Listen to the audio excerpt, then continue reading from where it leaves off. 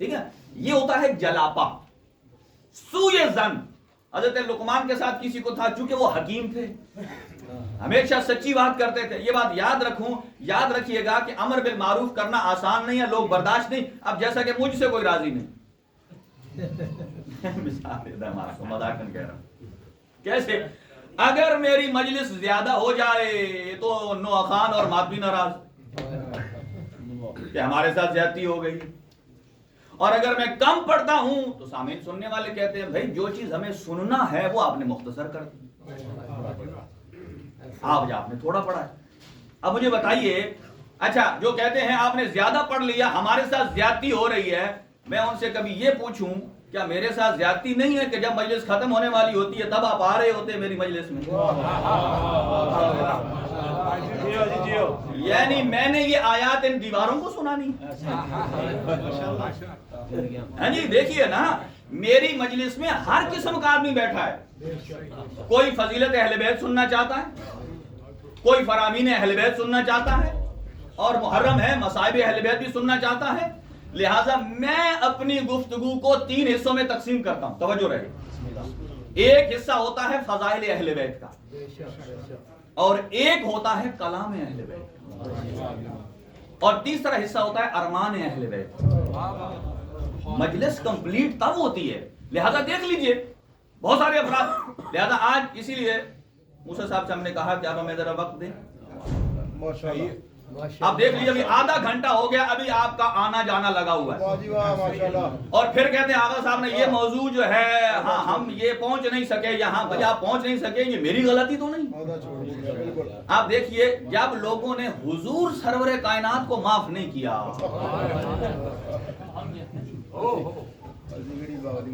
حضور سامنے بیٹھے ہوتے ہیں، قرآن کی آیتیں بھی اتر رہی ہیں، قرآن بار بار انہیں کہہ رہے لا تقدموا بین یدی اللہ ورسولہ، اپنے اللہ اور رسول کے آگے نہ جاؤ، پھر بھی آگے جا رہے ہیں۔ پھر رسول کو کہنا پڑتا ہے قوموا انی۔ یہ لفظ پتہ ہے اس کا آپ پنجابی میں زیادہ اچھا ترجمہ بنتا ہے، اس کو آپ اپنے ذہن میں رکھ کے ذرا لطف محسوس کر لیں، ٹھیک ہے؟ یہ بات سمجھیے کہ توجہ رہے، امر بالمعروف بڑا مشکل ہے۔ یہ جب تک چھاتی میں موسیٰ علیہ السلام کا زور نہ ہو اور اہل بیت اطہار علیہ السلام کی تائید شامل نہ ہو، آسان نہیں۔ حضرت لقمان کو کسی نے کہا، سنیے گا، حضرت لقمان کو کسی نے کہا اب تو 10 دن ہو گئے آگے آتے آتے، وہ پیچھے سے مجھے اشارہ کرتے ہیں، اور گزارش ہے آپ تمام حضرات سے، یہ سارا کریڈٹ ان کو جاتا ہے جو آگے بیٹھے ہو۔ آپ ایک ہی قدم آگے دیکھیے۔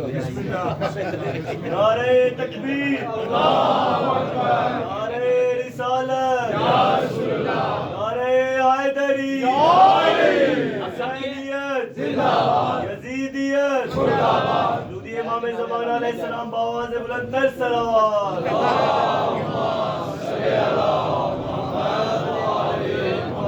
باتیں 2-3 بیچ میں آ گئی ہیں۔ اس نے کہا کہ یہ فیروزہ پہنتا ہے تو یہ شیعہ ہے، بات یہی ہو رہی ہے۔ میں نے کہا بھائی اس کا اس سے کوئی تعلق نہیں، اب وہ اس نے ایسے بنایا ہوا تھا، بار بار ایسے ایسے کرے نہ تو پورا ادھر آ رہا ہے۔ مجھے بتائیے، ہم Hollywood, Bollywood, Lollywood, جو بھی آپ وڈ لگا لیں اسے، ہم اس وڈ کی پیروی کرنے میں بڑے بے باک ہیں، لیکن اہل بیت کا کلام اور حکم ہمارے سامنے آ جائے، ہماری طبیعتوں پر کیوں بھاری گزرتا ہے؟ اس کا مطلب یہ ہے ہمارا نہ اس کلام پر ایمان ہے اور نہ ہمارے دل میں اس شخصیت کا کوئی ادب اور احترام ہے۔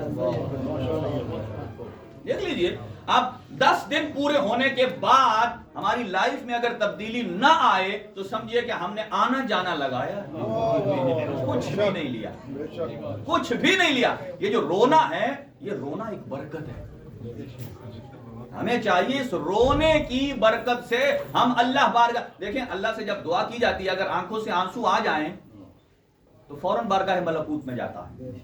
جب ہم مصائب میں رو رہے ہوتے ہیں، بہترین موقع ہے دعا کا، بہترین موقع ہے دعا کا، تب ہم دعا کریں اللہ رب العالمین سے۔ حضرت لقمان سے جب کسی نے کہا کہ ہٹ کیا ان کو کہ آپ تو بڑے ڈارک ہیں،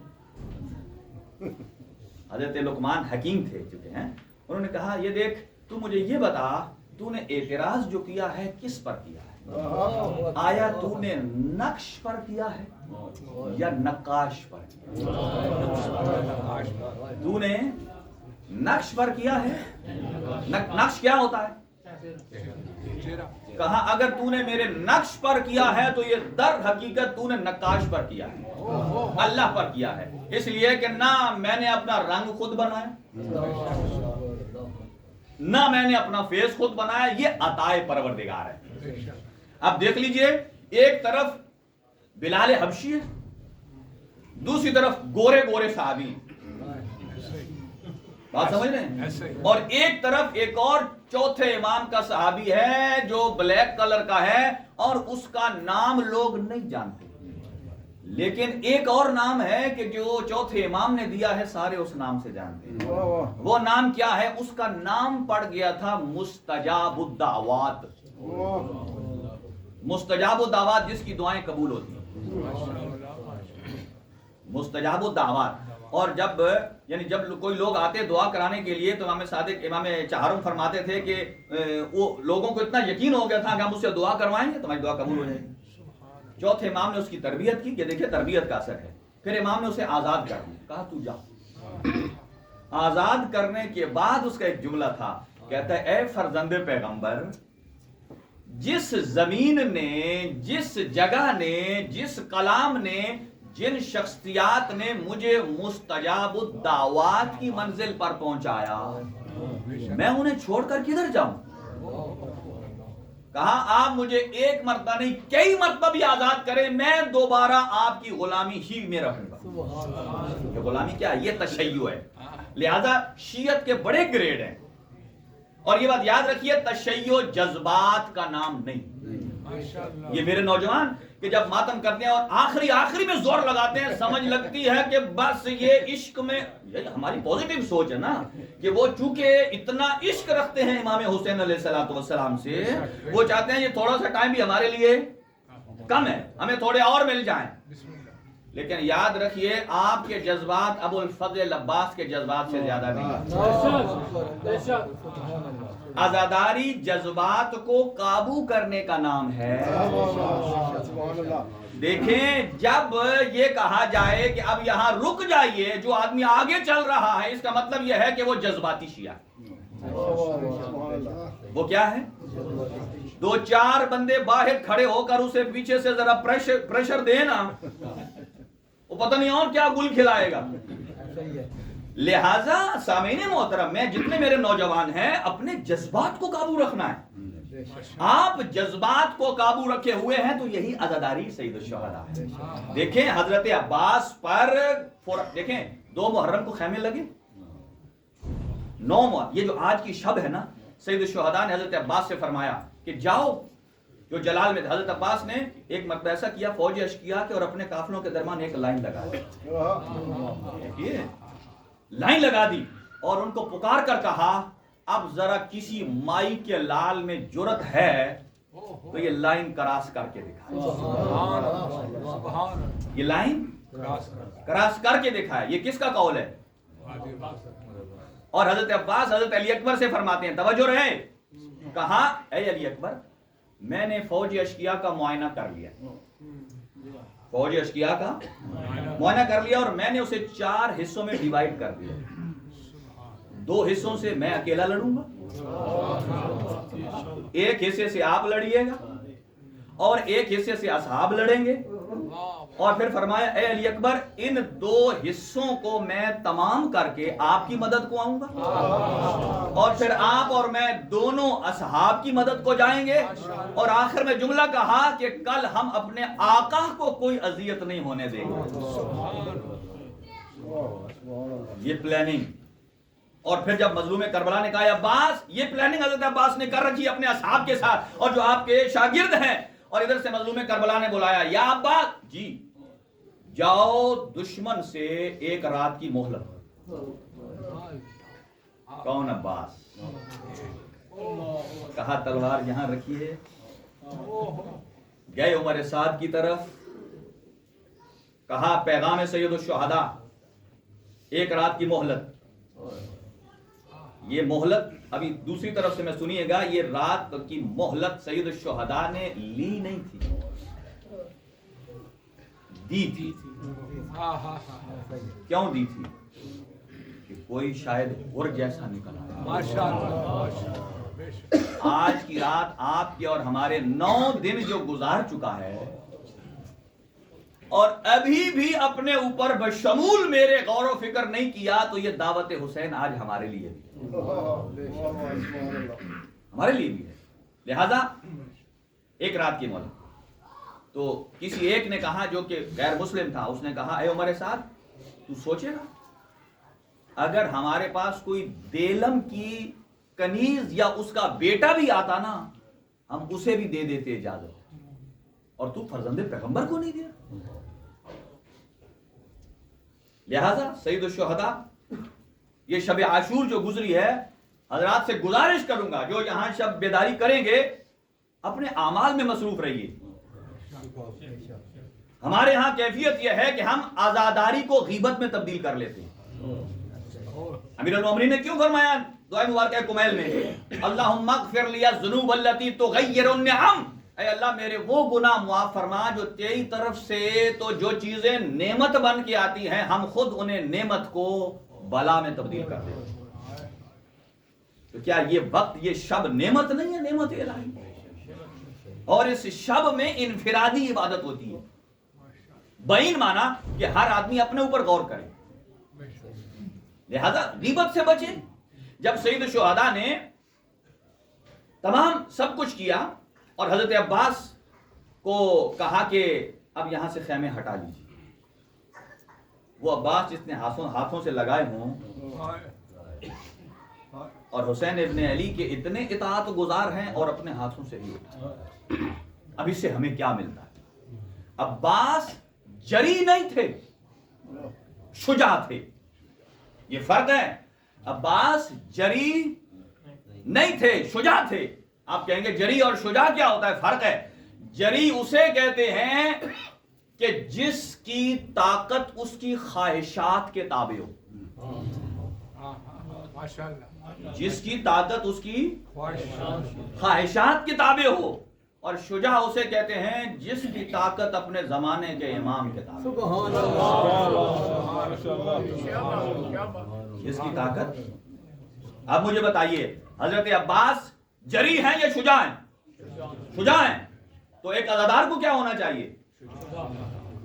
ایسا جری نہ ہو جائے کہ اپنی طاقت ہمارے کنٹرول میں نہ رہے۔ یہ بات یاد رکھیے، جس چیز پر آپ کا کنٹرول ختم ہو جاتا ہے وہ فضیلت سے نکل کر عیب میں داخل ہو جاتا ہے۔ دیکھیں، کوئی آدمی راستہ چل رہا ہو اور اس نے کوئی غلط ڈرنک کر لی ہو، آپ اس کی چال سے دیکھ کر پہچان جاتے ہیں۔ اب اس کی چال اس کے قبضے میں، اس کا مطلب کیا ہے؟ Some thing is wrong.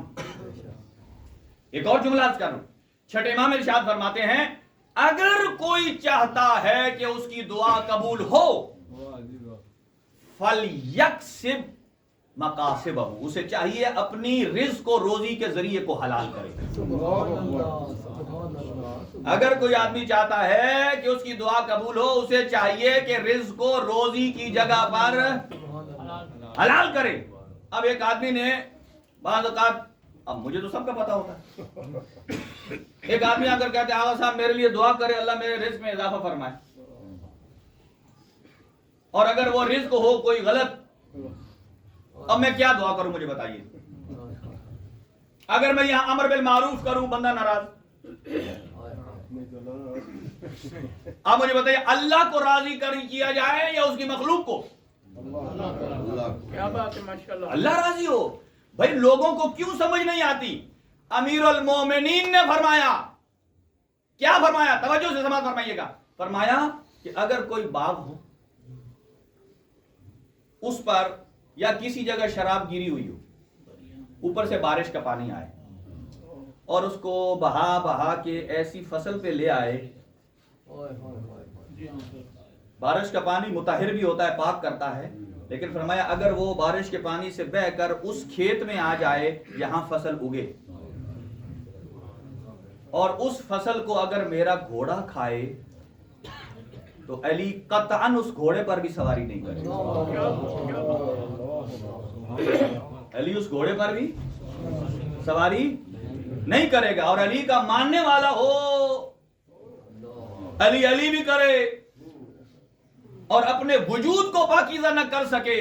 فرمایا فَلْيَكْسِبْ، چاہیے یہ کہ فَلْيُطَهِّرْ مَكْسَبَهُ، کہ جو اس کا ذریعہ معاش ہے اسے پاکیزہ کرے. دیکھیں امام حسین علیہ السلام نے کیا کہا اس کو، عمر ابن سعد کو، کہ شہر رہ تمہارے لیے. اس نے کیا کہا، جو پہ گزارا کروں گا. امام بتانا یہ چاہتے تھے اگر تم اس مال کے لیے مجھے قتل کرنا چاہتا ہے، مطلب یہ کہ اگر تو ایک مال تک پہنچنے کے لیے فعل حرام کا ذریعہ لے رہا ہے، پہلے مجھے مارے گا تو تجھے رہ ملے گا نا. کہا اگر کسی کام کا مقدمہ فعل حرام ہو تو یہ بھی حرام ہے.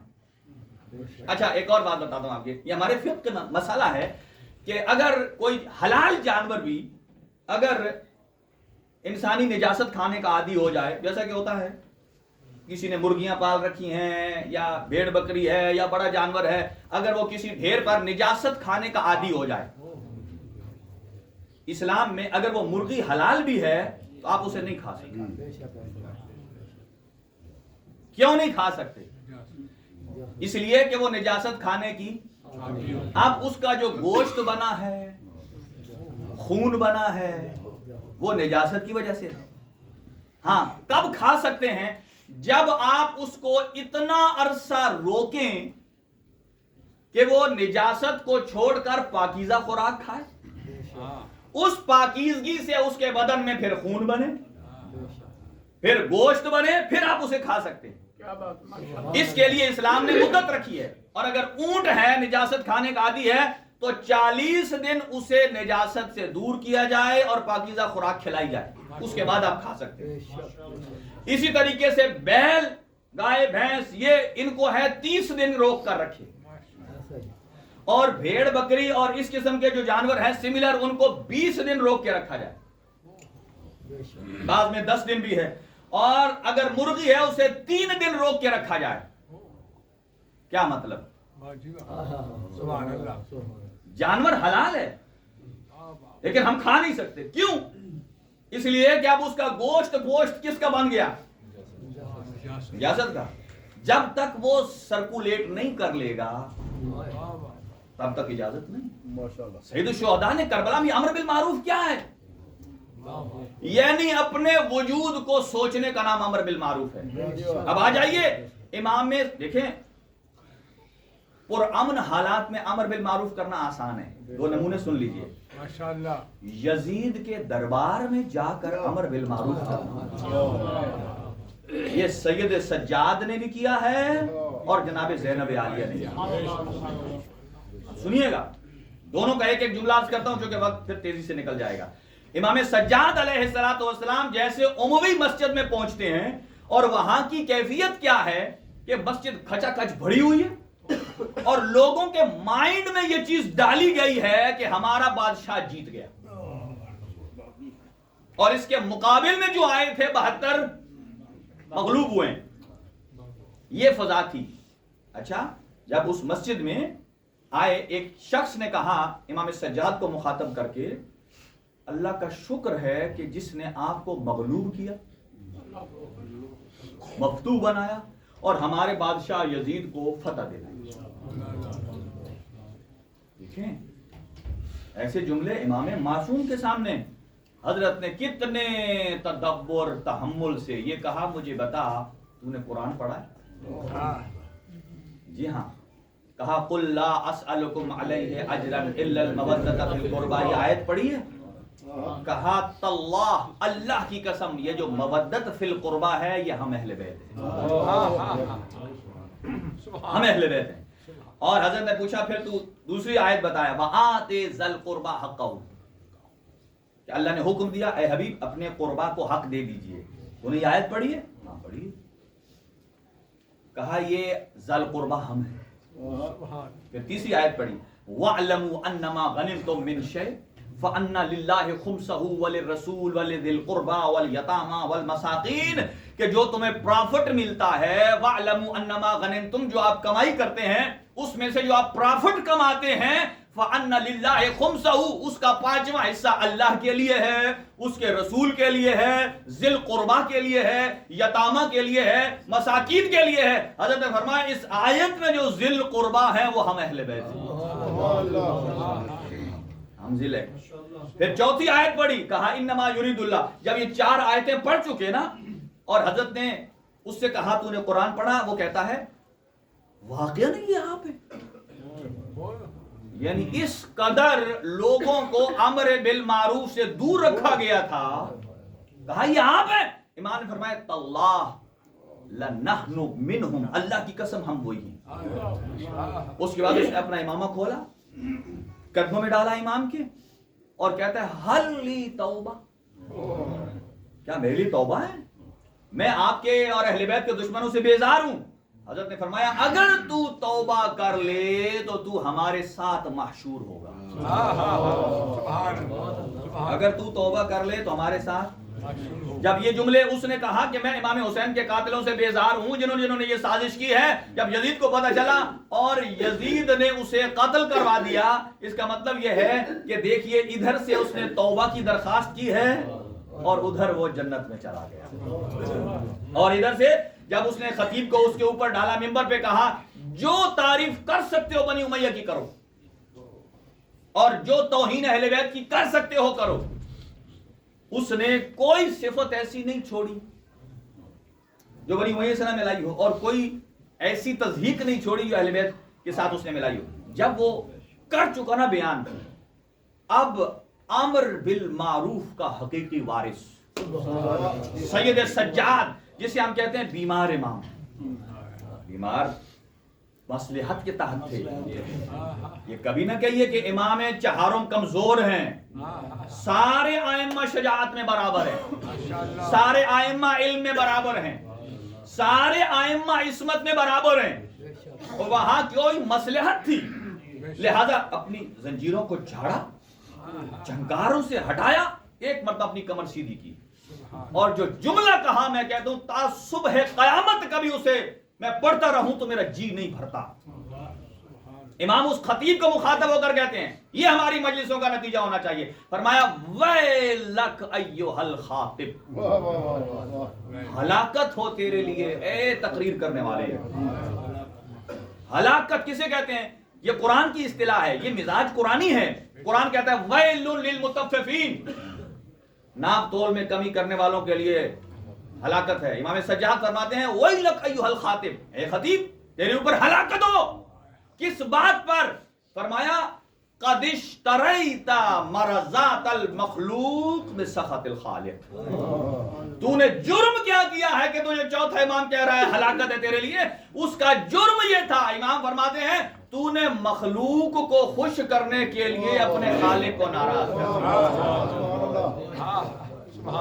تو نے مخلوق کو خوش کرنے کے لیے خالق کو ناراض کر دیا۔ اب ہمیں یہ سوچنا ہے، ہم چاہے مجلس پڑھتے ہیں، مجلس سنتے ہیں، ماتم کرتے ہیں، کسی کو جگہ دیتے ہیں، نوحہ پڑھتے ہیں، اب اس میں رضا کا مرکز کیا ہے؟ اگر ہم یہ کہتے ہیں کہ رضا کا مرکز، دیکھیں کہ اگر مطمع نظر ہماری رضا ہو تو رب العالمین کی طرف سے اضافی طاقت عنایت ہوتی ہے، اضافی انرجی آتی ہے۔ اور پھر فرمایا فَتَبَوَّأَ مَقْعَدَكَ مِنَ النَّارِ، ایک جملہ سکپ کر گیا ہوں میں، کہ اے اب تو نے یہ جو کام کیا ہے فَتَبَوَّأَ مَقْعَدَكَ مِنَ النَّارِ، اللہ کو ناراض کرنے سے، مخلوق کو خوش کرنے سے تیرا جہنم میں ٹھکانہ اور سیٹ پکی۔ اب مجھے بتائیے جسے معصوم کہیں تیری جہنم میں سیٹ پکی ہے، صرف یہیں تک نہیں کہا کہ اتر جا، اب فرمایا بتاتا ہوں میں تجھے کہ اگر یہ غلط تھا تو صحیح کیا ہے۔ آپ فرماتے ہیں یزید کو مخاطب ہو کر اذن لی، اجازت دے مجھے ان اسعد هذه الاعواد، मैं इन लकड़ियों के ढेर पर चढ़ जाऊं। बिलमारूफ। चौथे इमाम फरमाते हैं, ये मासूम का खालिस कलाम है, मेरा कोई हाशिया नहीं, मैं सिर्फ ट्रांसलेट कर रहा हूं। फरमाया, आप इरशाद फरमाते हैं कि एज़नली, मुझे इजाजत दे, असअद हाज़िहिल आवाज़, इस तरह का मिंबर था सीढ़ियों का, कहा इस लकड़ियों के ढेर पर मुझे चढ़ने दे। आप समझिए, एक ये मिंबर है बड़े अच्छे तरीके का, और एक वो है जो 18 ज़िलहज को बेतरतीबा नबी ने बनाया। हालांकि उसे कहना चाहिए था लकड़ियों का ढेर, वो लकड़ियों के ढेर की शक्ल का ही है ना। जब एक जगह लकड़ियां आप फेंकते रहते हैं तो एक ढेर बन जाता है बेला बगैर तरतीब के, और ये तो बड़ी तरतीब से जोड़ी गई हैं। तो इसे मिंबर कहना चाहिए और उसे लकड़ियों का।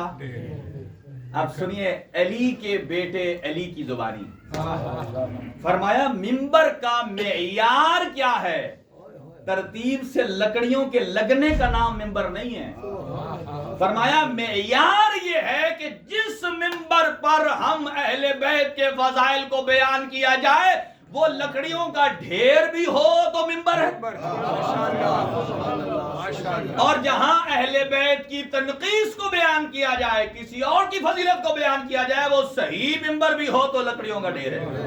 अरे आयदरी जो है आजाद की। और फिर फरमाया मैं यहां बैठकर करूंगा क्या। सज्जाद इमाम सज्जाद ने क्या फरमाया, फरमाया मुझे इजाजत दे मैं यहां जाऊं, अतकल्लमु बिकलिमातिन लिल्लाहि फीहिन्ना रिज़ा, मैं यहां जाकर वो बातें करूं, वो कलाम पेश करूं, वो गुफ्तगू करूं जिसमें मखलूक राजी नहीं होती, खुदा राजी।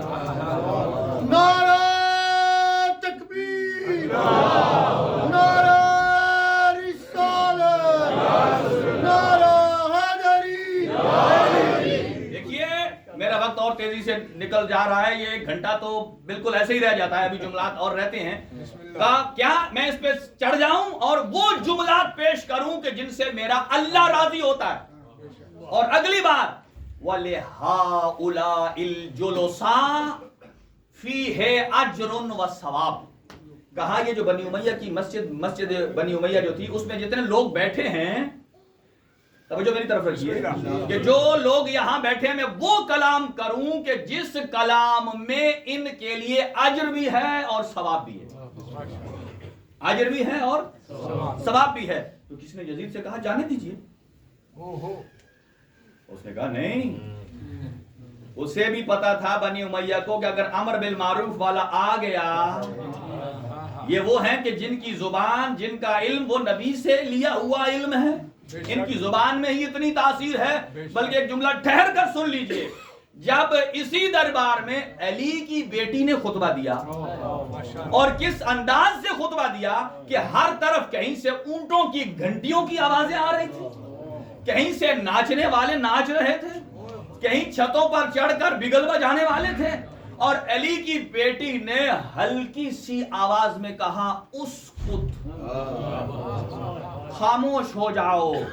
अब रिवायत के अल्फाज ये हैं, अली की बेटी ने सिर्फ इतना कहा उस्कुत, और फसकतिल अजरासु मिन अनाकिल इबिल, कहा ऊंटों की गर्दनों में जो घंटियां थी वो भी रुक गई,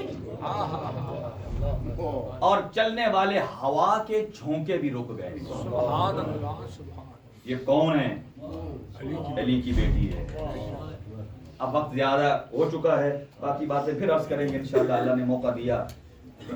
लेकिन अली की बेटी ने वहां एक कितनी जुर्अत से जुमला कहा अतअलमूना अय्या दम्मिन सफक्तुम शत्तल फरात। ये जुमले आपको आम खतीब से नहीं मिलेंगे, माशाअल्लाह, बेशक। ये कलामे मासूम खालिस है।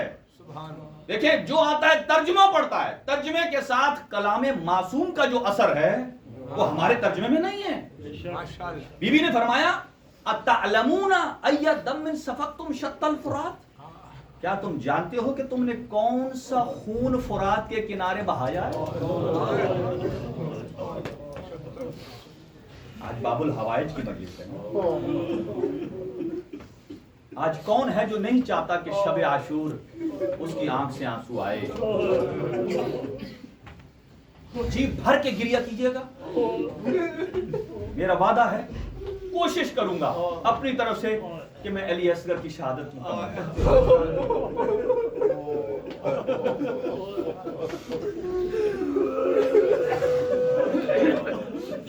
लेकिन अली असगर की शहादत को सुनना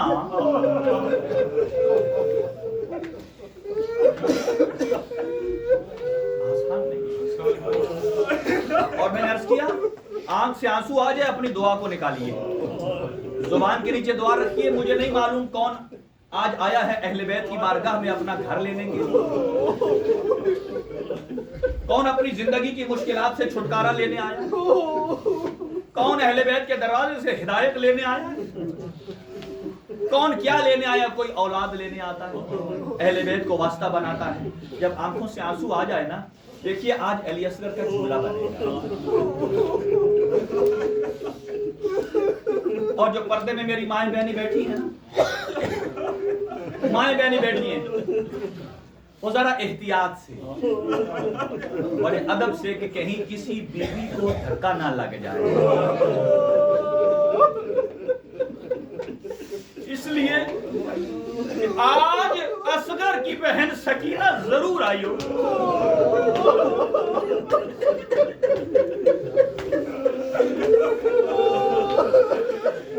आगाज बहुत अच्छा कर दिया आपने। अल्लाह आपको और हमें रोने और रुलाने वालों में से माशूर करे। कौन अली असगर? सुनिएगा, एक दो जुमले बीबी रबाब के सुनने दीजिएगा। ये वो बीबी है जिसका एक बेटा और एक बेटी। ये इमाम सज्जाद को कहती थी, ऐ मेरा बेटा सज्जाद, करबला मेरा असगर खा गई और जिंदान शाम में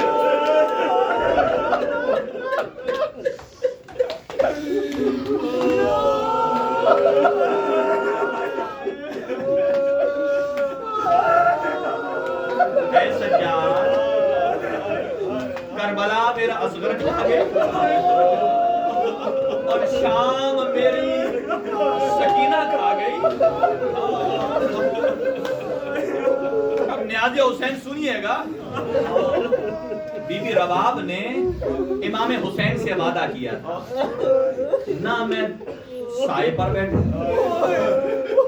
और ना ठंडा पानी पीऊं। और वाकई करबला के बाद 1 साल बीबी जिंदा रही है, सिर्फ 1 साल। चाहे शदीद बारिश है तो भी बाहर है, शदीद धूप है तो भी बाहर है। और जब इमाम सज्जाद आए ना, ऐ अम्मा अब तो बड़ी मूसलाधार बारिश हो रही है, आप अंदर तशरीफ ले आइए, एक जुमला कहती थी, कहा ऐ मेरा बेटा, ये तो पानी के कतरों की बारिश है, मैंने आपके बाबा पर तीरों की बारिश देखी।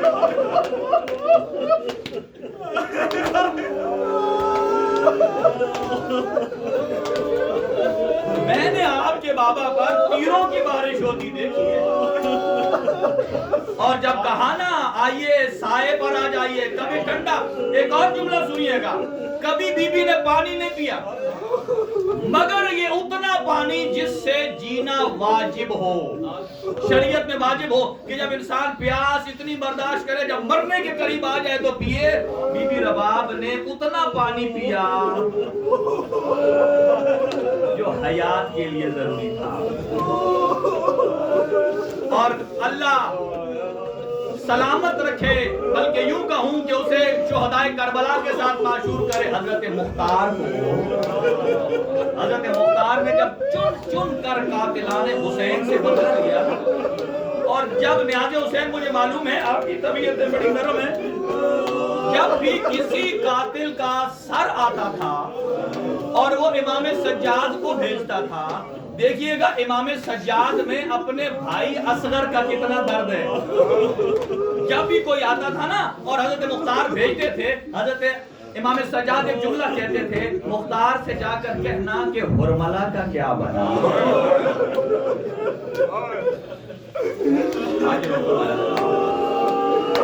मैं कहूंगा बीबी रबाब, जितने लोग हैं जिनकी हाजात हैं, एक मर्तबा अपने असगर को ले आइए।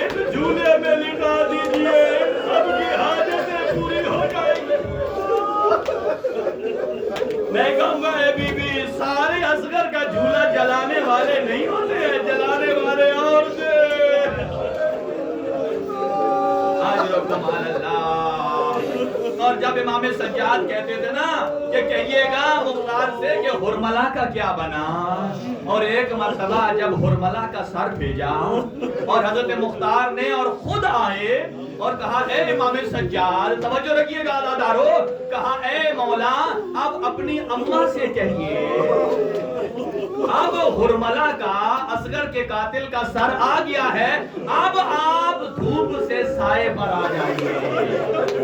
اب جب یہ جملہ کہا امام سجاد گئے اپنی ماں کے پاس جو دھوپ پر بیٹھی تھی، کہا ہرملا کا سر آ گیا ہے، چچا مختار کہتا ہے اب سائے پر آ جائیے۔ جب یہ جملہ سنا رباب نے کہا اے میرا بیٹا سجاد مجھے یہ بتا کہ ہرملا کا تو سر آ گیا ہے، مجھے یہ بتا کیا میرا اصغر بھی واپس آ گیا ہے؟ کیا میرا اصغر بھی واپس آ گیا ہے؟ کہا اے میرا بیٹا مجھے امام بن کر حکم نہ دینا۔ امام سجاد گئے اپنی پھوپھی زینب کبریٰ کے پاس، کہا آئیے۔ اب ایک طرف سے بی بی زینب نے پکڑا، ایک طرف سے امام سجاد نے پکڑا۔ جب اٹھانا چاہا نا، بی بی کا بڑا احترام کیا کرتی تھی بیبیاں، اور بی بی زینب کے احترام کیا۔ رباب نے ایک جملہ کہا اٹھتے ہوئے، کہا اے میرے اللہ میں اپنے آقا حسین سے بھی وعدہ کر کے آئی ہوں کہ کبھی سائے پہ نہیں بیٹھوں گی، ان کا وعدہ بھی وفا ہو جائے، اور علی کی بیٹی کا بھی انکار نہیں کرنا چاہتی۔ اے اللہ اسی لمحے مجھے اٹھا لے۔ یہ کیا دیکھا؟ امام سجاد نے نبض پہ ہاتھ رکھا، کہا انا للہ اجرکم اللہ۔ بڑا اچھا استقبال کیا ہے آپ نے بی بی رباب، آپ کے لیے ضرور سفارش کرے گی علی اصغر سے۔ اور ایک مرتبہ بی بی زینب نے کہا بیٹا سجاد اجڑ تو میں ویسے گئی ہوں، میرے بھائی کی زوجہ دنیا سے چلی گئی ہے، اور بی بی رباب کا جو دوپٹہ تھا نا اس کے کنارے پر ایک گرہ لگی ہوتی تھی، اور اس وقت ہر وقت بی بی رباب پکڑ کر اپنے سینے سے لگا کر رکھتی تھی۔ کہا بیٹا سجاد ذرا اماں رباب کے دوپٹے کی گرہ کو کھولو۔ جب کھولا اصغر کے جلے ہوئے جھولے کی لکڑیاں،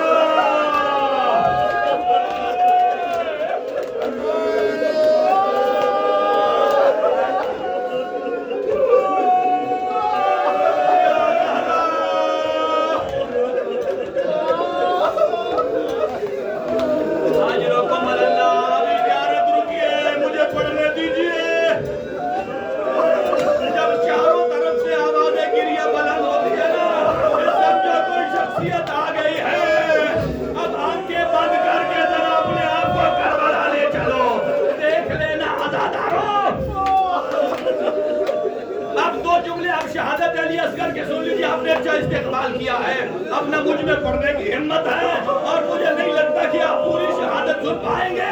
ادھر جب سارے شہید ہو گئے نا، مظلوم کربلا نے ایک آواز لگائی حل من ناصر ینصرنا، ہے کوئی میری مدد کرنے والا؟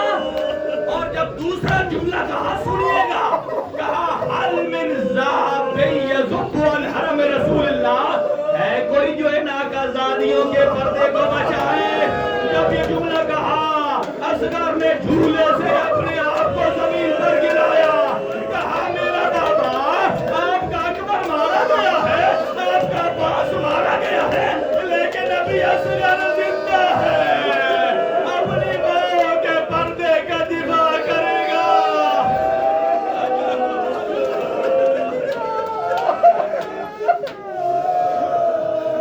اللہ ان اٹھتی ہوئی آوازوں پر رحم کرے، ساتھ ساتھ اپنی حاجات کو بھی ذہن میں دہراتے رہیے۔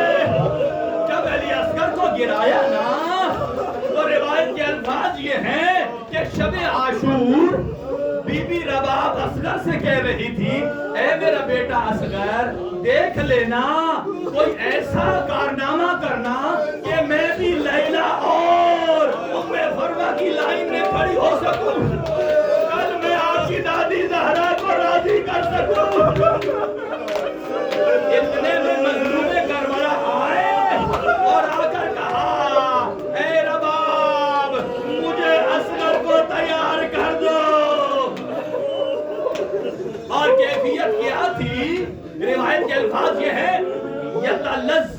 النبی علی ید الاب.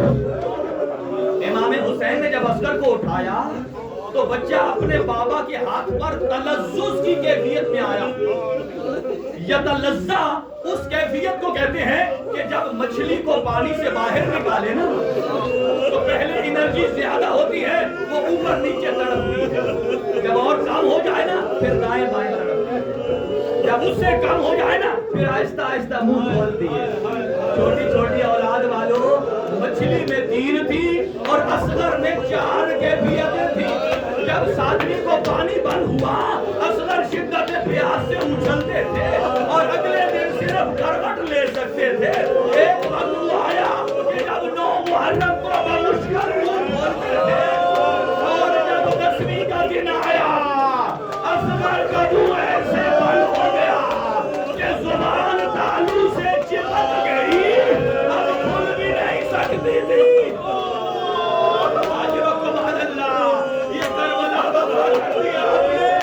اللہ علی اصغر باب الحوائج کے صدقے ہمارے اور آپ کے گناہ معاف فرمائے, آپ کی حاجات شرعیہ کو پورا فرمائے. اللہ رب العالمین سنیے, کہا رباب مجھے پیار کرا دو, اور کہا کہ میرا اصغر تو گھوڑے پر چڑھ بھی نہیں سکتا ہے, کہا میں ہاتھوں پر لے جاؤں گا.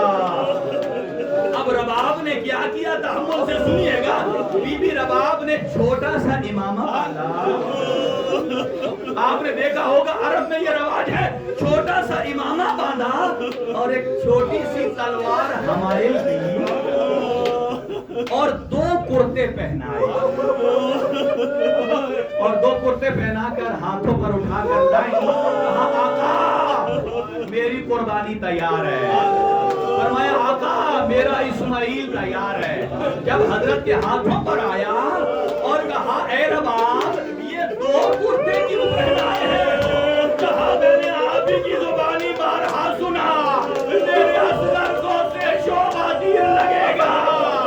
جب میرے اصغر کو تیر لگے ایک کرتے میں کفن دیجئے گا, دوسرا لا کر مجھے رباب کو دیجئے گا, اور جب دودھ پلانے کا وقت ہوگا میں اپنے سینے سے لگا کر کہوں گی اصغر تیرے دودھ پینے کا وقت.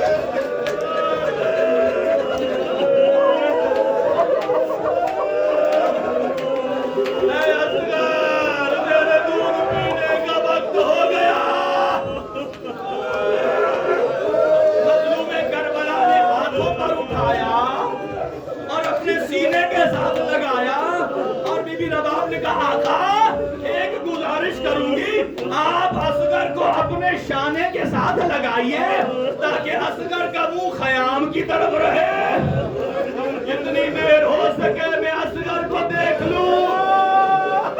مظلوم کربلا میدان میں جاتے ہیں, ہاتھوں پر اصغر کو اٹھایا. فوج اشقیاء نے سمجھا شاید حسین اب قرآن لے آیا ہے, اگر قرآن لانا تھا اکبر کی شہادت سے پہلے لاتے.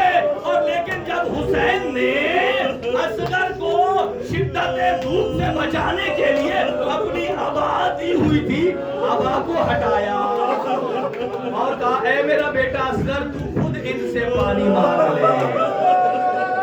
ایک مرتبہ اصغر نے چپکی ہوئی زبان اپنے تعلق سے جدا, فرمایا اے فوج اشقیاء تمہاری لڑائی ہے تو مجھ سے ہے, اس بچے کو خود پانی پلا دو. 2 حصوں میں فوج بٹی اور ایک مرتبہ جب بغاوت کا خوف ہوا, اب سنیے گا داداروں جن کی چھوٹی چھوٹی اولاد ہے, اور ایک مرتبہ کہا عمر سعد نے حرملا اقطع کلام الحسین, حسین کی آواز کو قطع کرو. حرملا نے اپنے چلائے کمان سے وہ تیر نکالا جو سے شعبہ تھا, اپنے گھٹنے کو زمین پر رکھا, چلائے کمان میں تیر دیا, اور جب مارنے لگتا ہے اور تیر گر جاتا ہے, کہا عمر سعد نے تو بڑا تیر انداز تھا, کیا وجہ ہے؟ اور کہتا ہے کاش تو ادھر آ جہاں میں موجود ہوں. جب میں اصغر کی گردن کا نشانہ لیتا ہوں تو سامنے خیام کی تنابیں ہلتی ہے اور کوئی بی بی ہے خیمے کی چادر کو زور زور